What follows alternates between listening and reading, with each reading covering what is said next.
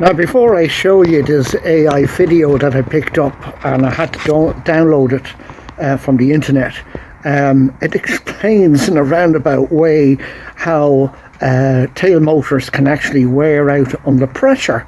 So I'm beginning to think that maybe I'm being a little bit too hard on Flywing with the problems I've had. Now, when I say problems, like, okay, it fell off, but I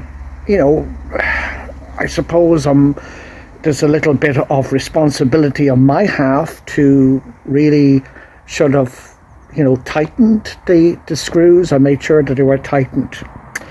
But tail rotors will be under a lot of pressure, and in this AI video, just watch it, it's around about 2 minutes long, and in a roundabout way explains that when they're under pressure they can fail after a while. So I had mine for around about 5.5 months, and of course I had a 4-rotor system on it, which probably put it under an awful lot of pressure too, and I had it in sports mode. Now, I'm not saying that it's my fault. What I'm saying is that really at the end of the day it's probably wear and tear.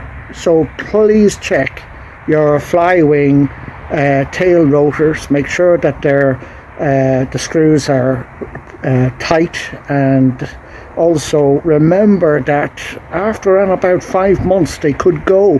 Now, I've seen people with them with our tail rotors going after 2 weeks, so that can happen too. But look, I don't think it's Flywing's fault really at the end of the day. I'm beginning to think that it's just wear and tear. Okay, enjoy the video. Here it is now. Okay, so you've just picked up a new Flywing RC helicopter and you're excited to get it in the air. But then, you notice something weird. The tail motor isn't behaving like you expect. Maybe the helicopter spins unpredictably or the tail wags back and forth. Trust me, you're not the only one scratching your head. Flywing's tail motors are notorious in the RC community for causing headaches, especially for beginners. But why does this happen? First off, let's talk about how the tail motor actually works. The main rotor gives you lift. The tail motor counters the torque to keep the heli pointed straight. If the tail motor lags, gets weak, or overheats, you get the toilet bowl effect. The heli spins in circles or won't hold a heading. A big culprit is overworking the tail motor. Flying aggressively, sudden yaw inputs, or flying in windy conditions make that tiny motor work overtime. Cheap motors can overheat fast, lose power, or burn out entirely. Another sneaky issue is vibration. Main blades unbalanced or a rough landing will send vibration into the tail assembly. That vibration can shake wires loose or mess with the tail's response. Sometimes a single loose plug is enough to make the tail go haywire. So what's the fix? Always check the tail motor after crashes or hard landings. Listen for grinding noises and check for loose wires. If the tail gets hot, give it a break. Consider upgrading to a higher quality tail motor.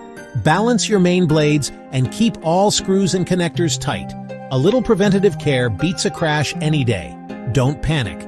Take a deep breath, check the common trouble spots, and you'll be back in the air, flying smoother and smarter than ever. Happy flying!